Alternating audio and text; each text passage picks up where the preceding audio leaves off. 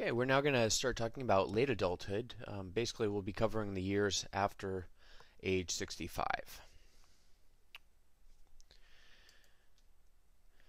And one of the problems that we'll start off talking about with late adulthood has to do with the fact that there are a lot of stereotypes about older adults. When we talk about these stereotypes, a stereotype is a belief that is generally held about a group of individuals. And then when you put that into practice, that's prejudice. So prejudice differs from just holding a stereotype in that you're actually acting on that stereotype. And when we apply this form of prejudice to people based on age, it's called ageism. And so ageism is a form of prejudice in which people are categorized and judged solely on the basis of their chronological age. Now, of course, this doesn't just apply to older adults. It also applies to adolescents as well. If you think that, just because somebody is an adolescent means that they're going to be impulsive and, acting out, that's ageism as well. But this is particularly the case that it's prevalent among among individuals' views toward older adults. And the problem, of course, is that it considers people as part of a category and not as individuals. And in fact, it's really quite the opposite that we see among older adults. Is that the older we get, the more different we get from other people, simply because we've had more time to develop in different pathways. And one particular form of ageism that is particularly problematic is called elderspeak. This is a condescending way of speaking to older adults that resembles baby talk with simple and short sentences, exaggerated emphasis, repetition, and a slower rate and a higher pitch than normal speech. And older adults, they don't appreciate, and they also don't benefit from elderspeak. In other words, it actually has adverse effects on their cognitive functioning. And we've talked about the idea of stereotype threat before. This is a type of anxiety about the possibility that other people have prejudiced beliefs, and it's really a response to the stereotype threat that results in people changing their behaviors, doing things like dyeing their hair, undergoing plastic surgery, dressing in youthful clothes, and maybe perhaps moving quickly to appear agile. So they're attempting to do things that might counteract the stereotypes that are held about them. But we also know, as we discussed previously, that stereotype threats can have a negative impact on the individuals who are being stereotyped. Now, since this is such a broad category, what gerontologists typically do is they divide up older adulthood into three sort of broad categories based on primarily age. There's the young old, who make up about 70% of older adults. These are typically healthy, vigorous, financially secure older adults, typically between 60 to 75 or 65 to 75, who are well integrated into the lives of their families and communities. The old make up about 20%. These are older adults, typically aged 75 to 85, who suffer from physical, mental, and social deficits more commonly than do the young old, although clearly somebody who is 85 can be in much better health than somebody who is 65. So we have to keep that in mind, that we typically make these distinctions among young, old, and oldest old individuals just for the purposes of trying to get a more homogeneous sample. The oldest old make up about 10%, and these are typically categorized as individuals over age 85. They are more likely to be dependent on others for almost everything, requiring supportive services such as nursing home care and hospital stays. But like I said previously, just because one is over 85 does not mean that they're going to be dependent on others for certain. Again, somebody who is 95 years old could still be in much better health than somebody who is 65 years old. The textbook, it does sort of take into account one's level of functioning when thinking about these categories. Although that's typically not the case. It's typically just based on age. Although one thing that we should have learned in taking a developmental course is that the best predictor of an individual's ability is not necessarily going to be age. It's more one's health status.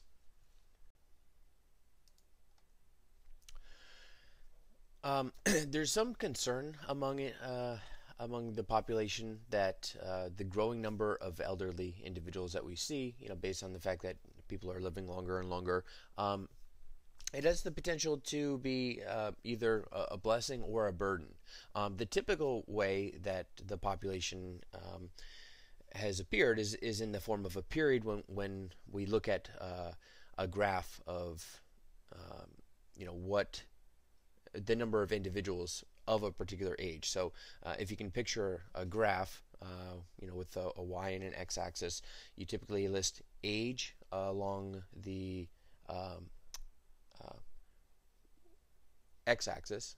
No, I'm sorry, the y-axis, the one that is vertical, and you typically list the number of individuals living at that age along the x-axis, the horizontal axis.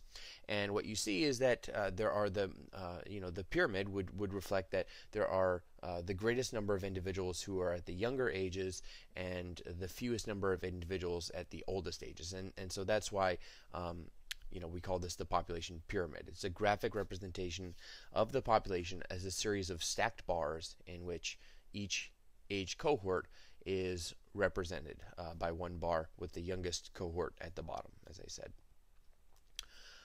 Although this is changing, it's becoming more square-like, and the square would indicate that there are more individuals at the older age ranges, so higher up on the y-axis of the graph, and fewer individuals at the bottom, and also in the middle if it's really a square shape. And there have been three reasons for the traditional pyramidal shape. One is that far more children were born than the replacement rate. Two is that before modern sanitation and nutrition, about half of all children died before age 5, so you necessarily needed a much higher birth rate and more individuals in the youngest age ranges. And three, middle-aged people rarely survived adult diseases like cancer and heart attacks. But again, due to the fact that all three of these things have changed drastically, it's become more of a square-shaped. And when this happens, we start to be concerned about the dependence of potentially older adults, because some older adults will necessarily need to be cared for, and the question is, are they still contributing to society? Are they independent, or are they becoming dependent? And one way to assess this is using something called the dependency ratio. This is a calculation of the number of self-sufficient productive adults compared with the number of dependents, typically children and elderly, in a given population. The current dependency ratio is about 2 to 1 in most industrialized nations. It's better than it's ever been before. So we have many more people who are self-sufficient relative to the number of people that are dependent on others. However, the ratio could flip to a 1 to 2 ratio, a 1 to 2 dependence ratio, if baby boomers live to 100 and the emerging adults are not self-sufficient until age 25, which we talked about earlier as being a growing trend. Are older adults, are they caregivers or care receivers? Well, older people probably give more care than they receive. They're more likely than younger adults to vote, pray, participate in civic groups, and donate their time and money to various causes as well as to their own descendants. Only the oldest old need ongoing care, and in the U.S. and Canada, only a small portion, only about 4% of the over 65 population are in nursing homes or hospitals. That's typically a myth that most older adults are in nursing homes, right? Only 4% of those over age 65 are. Another trend that we can see in the development of older adults over time is that there's compression of morbidity. This basically means that there's less time in a person's life that they are in um, ill health. Okay, that means that the majority of their life they're in good health. So compression of morbidity, this refers to a shortening of the time a person spends ill or infirm before death. It's accomplished by postponing illness. Due to improvements in lifestyle, medicine, and technological aids, people are able to live in better health for a longer period of time. And once again, the amount of time that they spend ill or in poor health really is a much shorter period of time right before death than it ever has been historically. That's the compression of morbidity. North Americans who live to be 95 are likely to be independent almost all of those years. So senescence we've talked about previously. The changes that occur in individuals as they get older. It's pervasive and it's inevitable. Okay, there's really no way to stop the aging process. No matter how many surgical operations one has, you're not really stopping senescence from occurring. You're just sort of covering it up. It's basically like putting on makeup that doesn't potentially wash off. It's obvious in appearance. The skin gets wrinkled, the body changes shape, as well as in the senses. Okay, all of the senses show a decline in their sensitivity. Only about 10%, and this can be seen in statistics such as this one, only 10% of people over age 65 see well without glasses. Okay, so that's a far lower number than in the under 65 age group. Taste, smell, touch, and hearing are also impaired. So, for example, by age 90, the average man in North America is almost deaf and can only hear about 20% of what he once did in his younger years. There are technology and aids that are available to compensate for almost all sensory loss. So, for instance, glasses, of course. When we talk about the visual problems, both brighter lights and bifocals or two pairs of glasses are often needed and are able to compensate some of the more common visual problems that are age associated include things like cataracts, glaucoma, and macular degeneration. These things can be avoided or potentially mitigated if diagnosed early with treatment.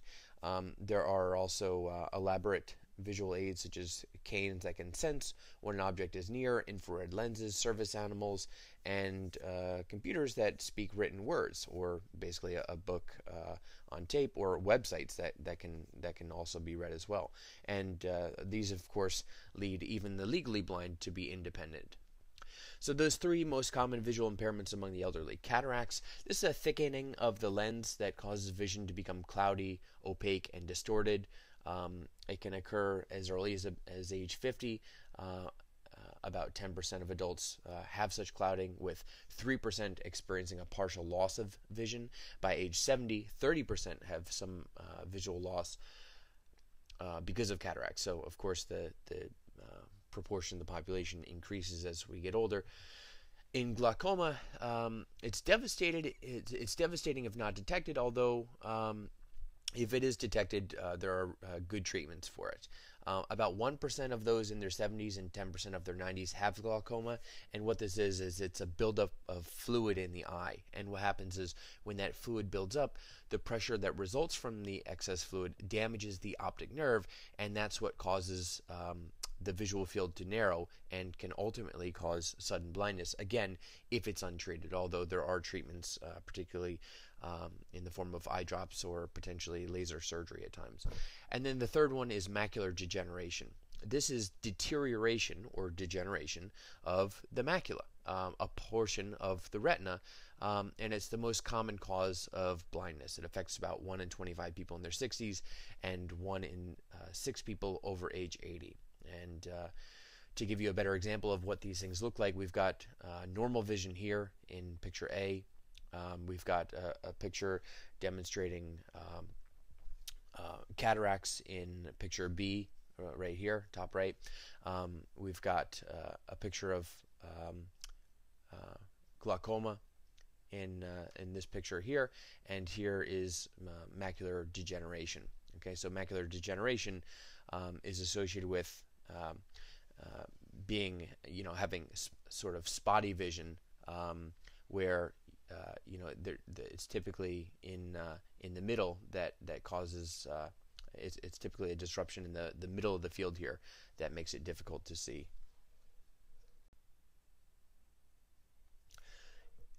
Auditory problems become much more prevalent as well, as again that statistic showed earlier, that you can only hear about 20% of what you were once able to if you're a male in North America by the age of 90. Small and sensitive hearing aids are available, although there's a bias against using them among many individuals for a variety of reasons. But the problem with this is that you often miss out on bits of conversation, and what this does is it causes people to have communication problems, and it can even lead to social losses. In other words, not being able to hear conversations as well leads people to be less likely to socialize with others. Younger people tend to yell or use elder speak, again that sort of slower way of talking that's similar to the way that you might talk to a child. But what older people experience this as very demeaning. Elderly people are less vulnerable to stereotype threat if they have positive interactions with the younger generations. Now, a passive acceptance of sensory loss increases morbidity of all kinds. So it's really problematic if individuals are not getting the potential treatments that they could that can prevent older adults from experiencing these problems. But if they do not do anything about these problems, it's often difficult to individualize available technology, and so if this were the case, this would be much less problematic for older adults. And also, ageism is inherent in the design of everything from airplane seats to shoes. Okay, things were typically not designed to be usable for older adults who have potential seeing problems. In other words, the size of the print in most things is not designed to be easily read by somebody who has vision problems. Many disabilities would actually disappear if the environment were better designed, because a disability is really a function of one's environment, right? We're not able to do things in an environment, but if the proper adaptations are put in place, and you can do things in that environment with adaptations, then it's no longer considered to be a disability. Let's differentiate when we talk about these changes in health and sickness and whatnot in adulthood. We need to differentiate between different types of aging. There's primary aging. This is the universal and irreversible physical changes that occur to all living creatures as they grow older. So this is basically, you can think of it as normal aging, the normal changes that take place as we get older, as opposed to secondary aging. Secondary aging is the specific physical illnesses or conditions that become more common with aging but result from poor health habits, genetic vulnerability, and other influences that vary from person to person. So secondary aging is not normal aging. And we can see this in large studies such as the cardiovascular health study, where they had more than 5,000 people over age 65 who did not have any coronary problems. However, 6 years later, some of the participants had developed heart disease. And when you look at some of the risk, what were the risk factors in those individuals who ultimately did develop heart disease, or the likelihood of cardiovascular disease was strongly related to 6 things, which are all more common with age: diabetes, smoking, abdominal fat, high blood pressure, lack of exercise, and high cholesterol. All of those, although with the possible exception of smoking, are more common with age. So cardiovascular disease is considered to be secondary aging because not everyone develops it. Again, it's not a normal part of aging, even though the likelihood of developing it increases dramatically with age.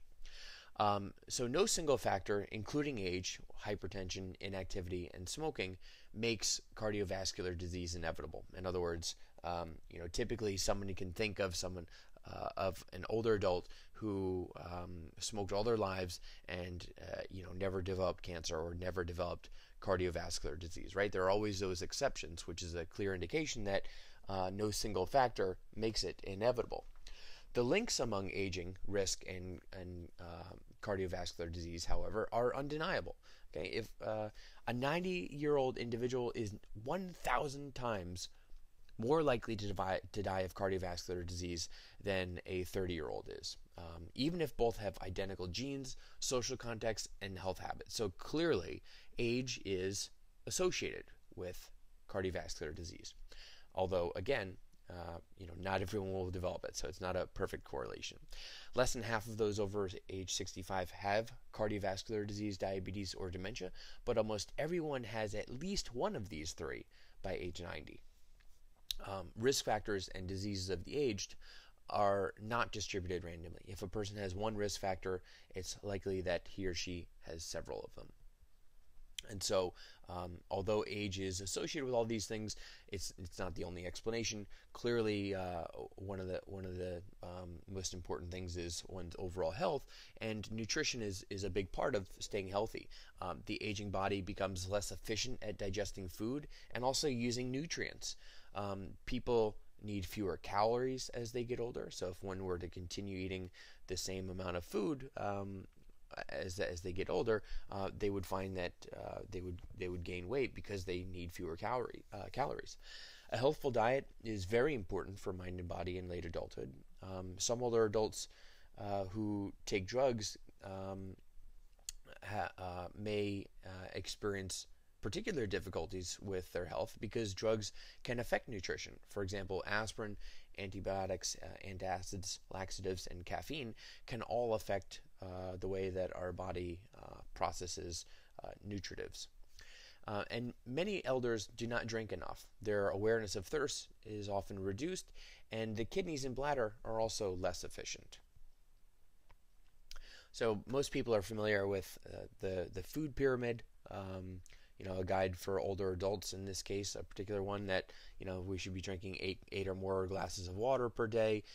Most of our diet should be we should consist of whole grains, whole wheat flours and grains and things like that, bright colored vegetables and fruit, low fat non-dairy products, lean meats and eggs, and then at the top here, the fewest should be the fewest amount of our intake should consist of saturated fat, sugar, and salt. Exercise, of course, is equally important as is nutrition, and elders benefit from regular exercise. Older people exercise less often than younger adults do, and most exercise classes, team sports, and equipment are often designed for the young. The problem is that muscles stiffen and atrophy as we get older, and this makes exercise more difficult. So this is probably one of the reasons why older adults are less likely to exercise. Although movement of any kind is better than sitting still, and regular exercise can compress morbidity. In other words, regular exercise means that you'll live a healthier life for a longer period of time, and accommodation to disability may be needed in order to help older adults to be able to exercise. Now, in terms of drug use, most people stop abusing drugs before middle age, and active addicts rarely survive to old age. Addiction, typically to alcohol or legally prescribed medications, can, however, begin in late adulthood. Okay, late adulthood or older adults are not protected from the possibility of developing an addiction. It can happen to anyone. And in particular, with alcohol, we see changes in metabolism that results in less efficient liver functioning, and also increased likelihood of living alone. These things are risk factors for alcoholism. So, of course, as we've said before, moderation is best. 1 or 2 glasses of wine or beer a day may have beneficial effects on the heart and even postpone dementia. Anything greater than that is likely to be a risk factor for further health complications. So, if we do all those things, if we exercise and we eat and we don't abuse drugs and we get regular checkups, what age can we live to? Well, what age we can live to, that's what's referred to as the maximum lifespan. This is the oldest age to which members of a given species can live under ideal circumstances. And for humans, that age is approximately 122 years. In other words, under the ideal situations, if you've got all the genes that are associated with longevity, and you've led a life that would permit you to live as long as you possibly could, the longest you'll be likely to live, under those ideal circumstances, is 122 years. The average life expectancy, however, is a much better predictor of how we're likely to live. This is the number of years that the average person in a particular population is likely to live. And in the U.S. today, the average life expectancy at birth is about 75 years for men and 81 years for women. And we see dramatic variations from nation to nation, with developing nations having much lower average life expectancies and developed nations having much higher. So those individuals who do make it to 100 years, they're called centenarians. And in terms of some of the research that's looked at ways that we can increase the lifespan, one technique that's received a lot of empirical support from research studies, particularly using animals, is calorie restriction. This is the practice of limiting dietary energy intake while still consuming sufficient quantities of vitamins, minerals, and other important nutrients for the purposes of improving health and slowing down the aging process. And when you restrict caloric intake in rats, they do tend to outlive their peers who have not been restricted in terms of their caloric intake. Now, of course, applying this to humans is a different story. There's less empirical support for it, but there is some evidence that comes from the fact that there are populations that do tend to eat less or consume fewer calories, and they do tend to live longer.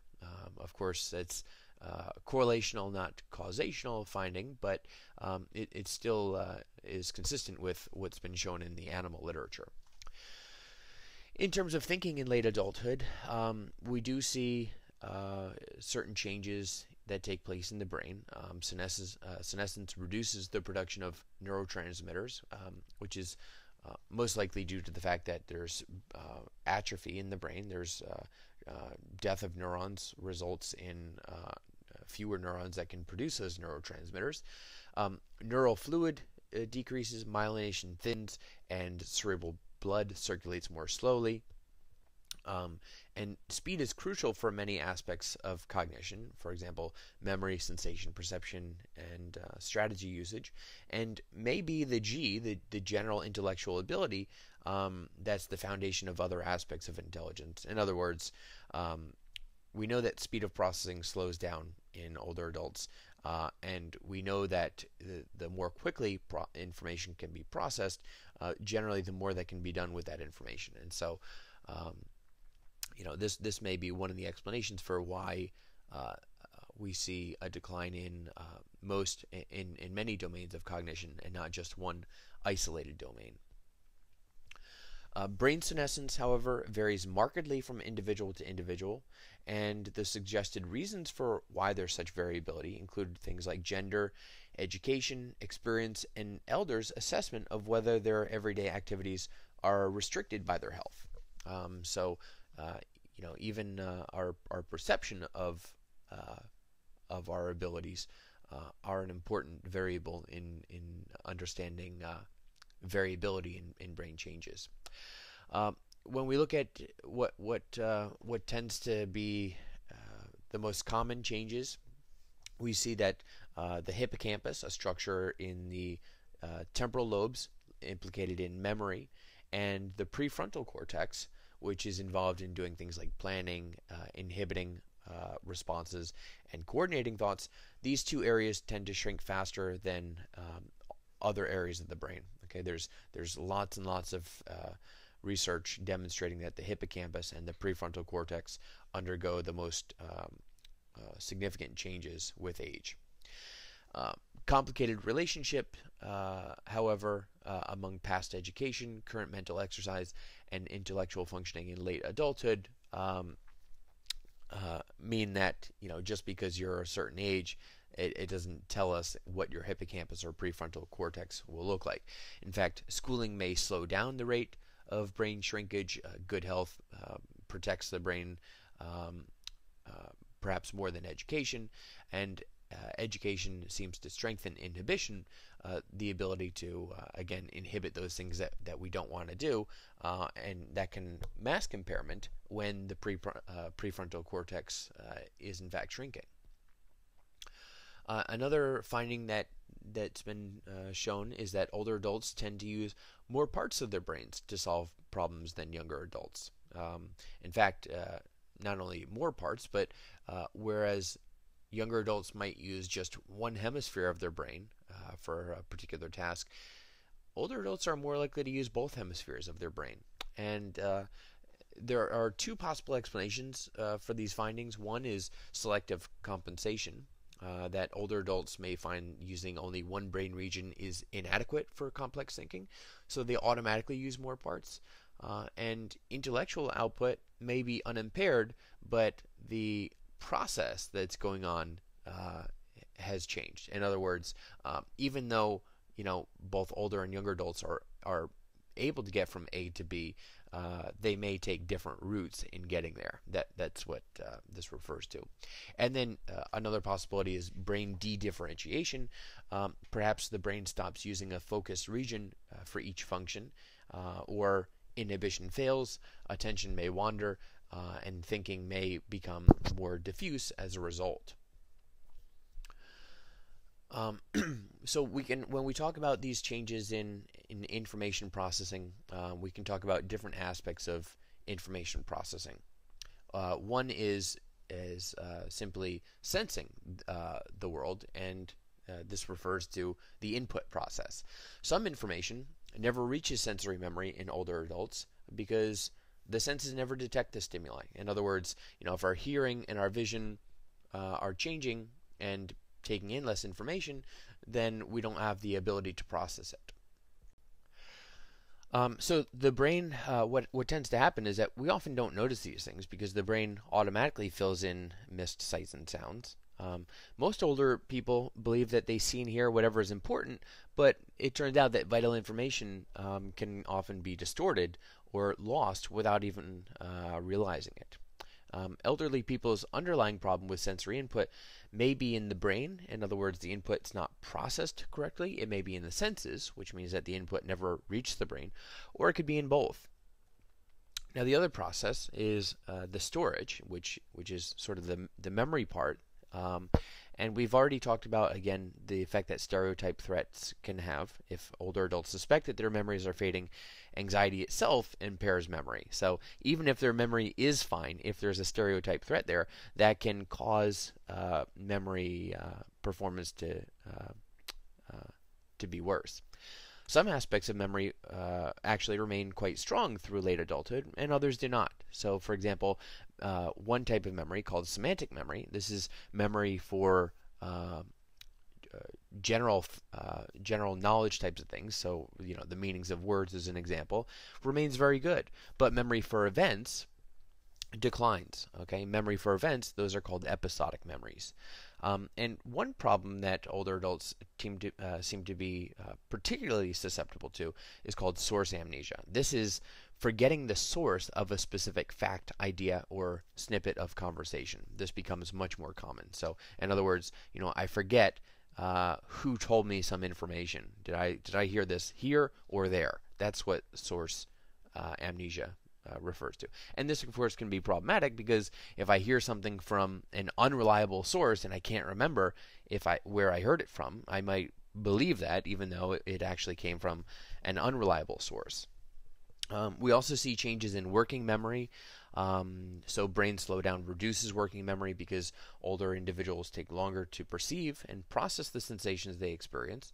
And reduced working memory also inhibits multitasking, because working memory is essentially the ability to do multiple things at once, which is what multitasking is.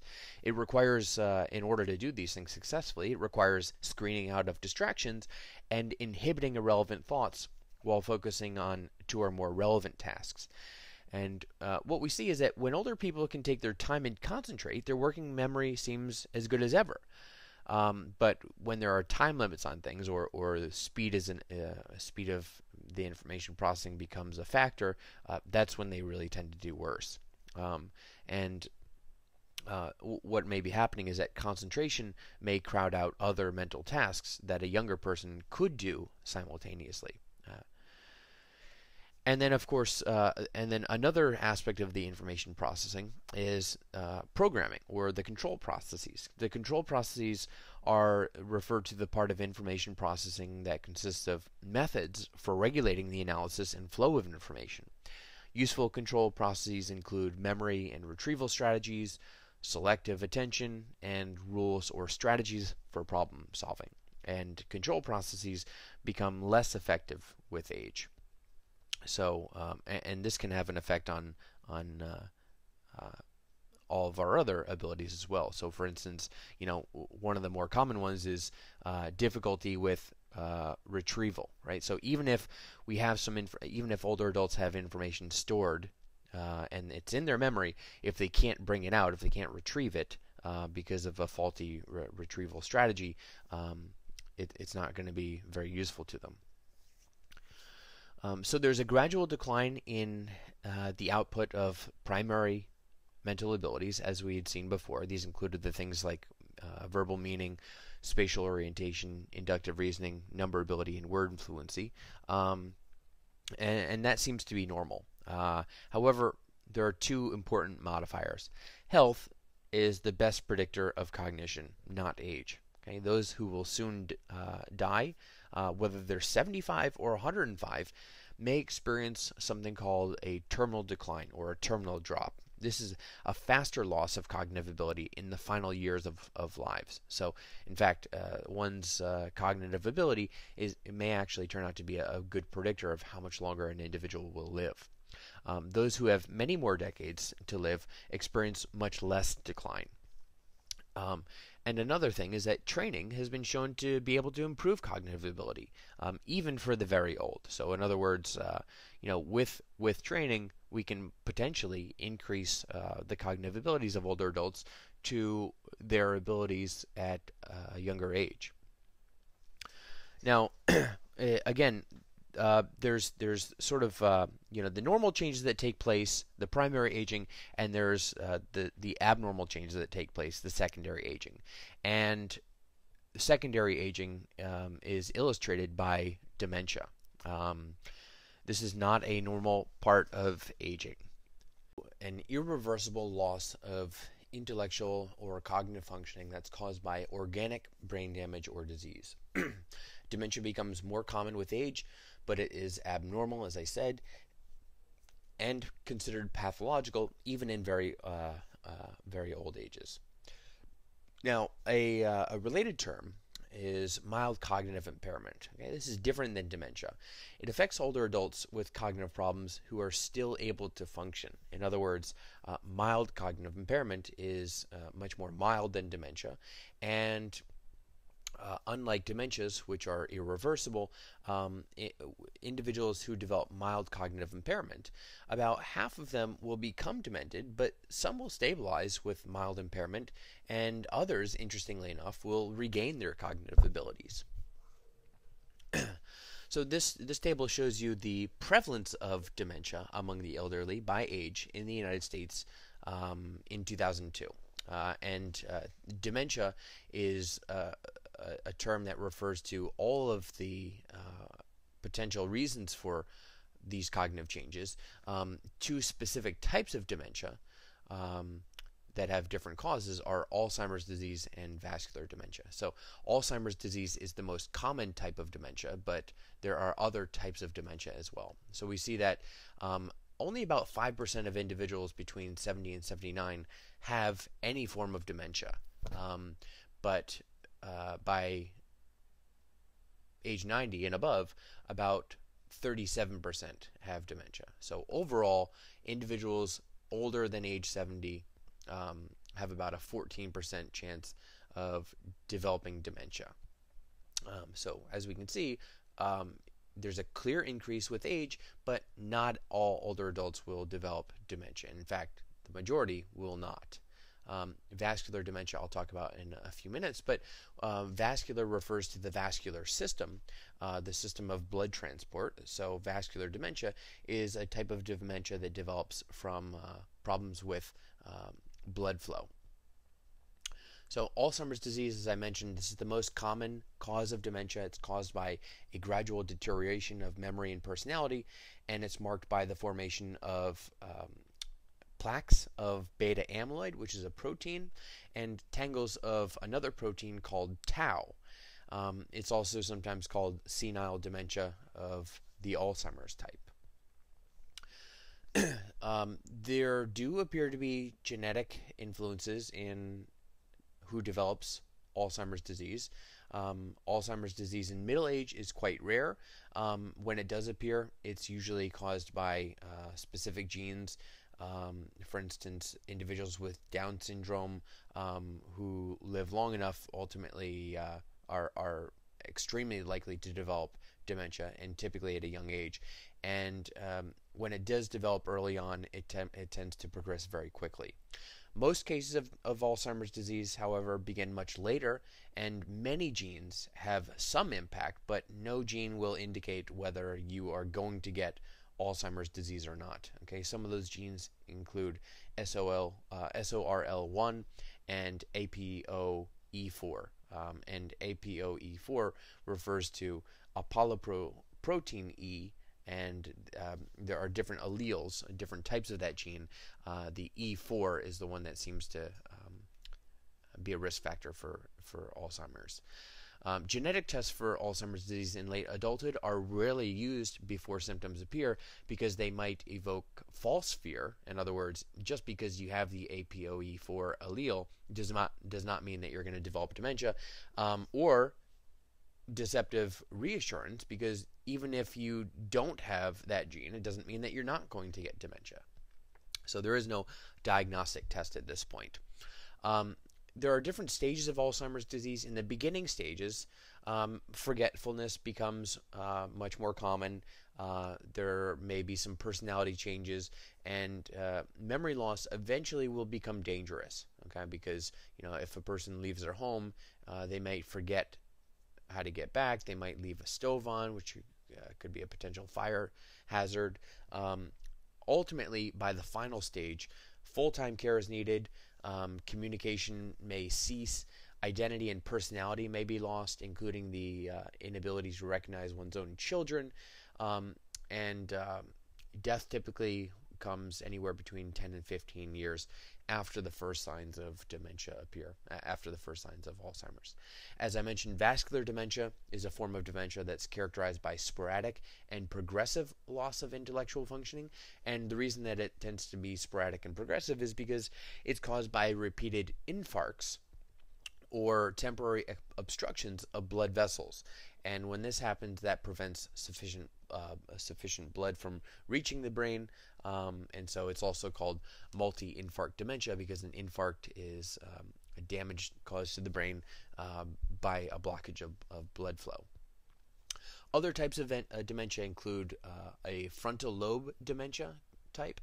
This is a form of dementia that's characterized by personality changes because of where the deterioration occurs, which is in the frontal lobes and the amygdala. It's also called frontotemporal lobar degeneration because it's the frontal and temporal lobes that get selectively destroyed in this type. Parkinson's disease does not always lead to dementia. It's typically it's most known as a motor disease. It starts with rigidity or tremor of the muscles as neurons that produce dopamine degenerate. And younger adults with Parkinson's disease may avoid dementia for years. Older people are more likely to develop dementia when they have Parkinson's disease. So Parkinson's disease is a risk factor for developing dementia, but one will not necessarily develop dementia with Parkinson's. Another type, Lewy body dementia. This is named after the round deposits of protein, which are called Lewy bodies in a neuron. They're numerous and dispersed throughout the brain. There are motor movements and cognition that are impacted, and the main symptom in this type of dementia is a loss of inhibition. In terms of prevention of impairment, again, we don't know at this point, how to prevent it completely. Although regular physical exercise seems to be one of the best, one of the most empirically supported ways to prevent the development of dementia. It may reduce the incidence of all forms of dementia by half. So regular physical exercise seems to be the best thing because anybody can do it. And it doesn't cost nearly the amount of money that a potential drug might cost. Avoiding the pathogens that cause dementia, so for instance testing beef for mad cow disease, using condoms to protect against AIDS, which also can cause dementia, and also treating things like syphilis with antibiotics, because syphilis can also result in severe cognitive deterioration. In terms of the steps that one might take, you want to make sure that you're taking care of overall health of the person who develops dementia. You want to make sure that you get a proper diagnosis, and you want to start the appropriate treatment. There are a few medications that do seem to be somewhat helpful, at least in the short term. There's really a need for professionals who are trained and dedicated, able to provide individualized medical and psychological care for both the patient and the family, because the family typically shoulders most of the burden of caring for people with dementia. And it can be an extremely stressful, but also sometimes gratifying experience for individuals. In terms of Erikson and Maslow, once again, in this stage of life, Erikson's final stage was integrity, where older people gain interest in the arts and also in children, and in the human experience really as a whole. In terms of Maslow, his final stage was self-actualization, and in his hierarchy of needs, this was characterized by aesthetic, creative, philosophical, and spiritual understanding. And Erikson also talked about the need for life review. Life review being an examination of one's own part in life, which often takes the form of stories written or spoken by elderly who want to share them with younger ones. And so it becomes an important socialization process, this life review, particularly, again, the sharing with the next generation. We also talked about wisdom previously, but we often associate wisdom with older adulthood, particularly because it's usually associated with one's knowledge, and in particular, this is an expert knowledge system that deals with the conduct and understanding of life, and of course, one's knowledge system typically increases with life experience, although life experience may not be sufficient for it. Life review, self-actualization, and integrity are all considered to be parts of wisdom, and some elderly people are unusually wise.